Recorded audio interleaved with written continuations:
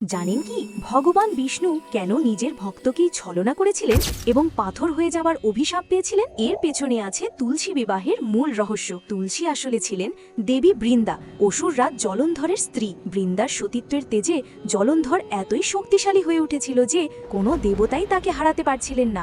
সৃষ্টিকে বাঁচাতে ভগবান বিষ্ণু জলন্ধরের রূপ ধারণ করে বৃন্দার কাছে গেলেন। বৃন্দা তাকে স্বামী ভেবে চিনে ফেলতেই তার সতীত্ব ভঙ্গ হলো এবং যুদ্ধে জলন্ধরের মৃত্যু হলো।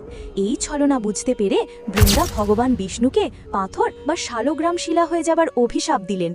কিন্তু ভগবানকে ছাড়া বৃন্দাও থাকতে পারলেন না, তিনি আত্মাহুতি দিলেন। ভগবান বিষ্ণু তখন বৃন্দার চিতাভস্ম থেকে এক দিব্য গাছের জন্ম দিলেন আর বর দিলেন, বৃন্দা তুমি তুলসী রূপে আমার মস্তকে চিরকাল শোভা পাবে।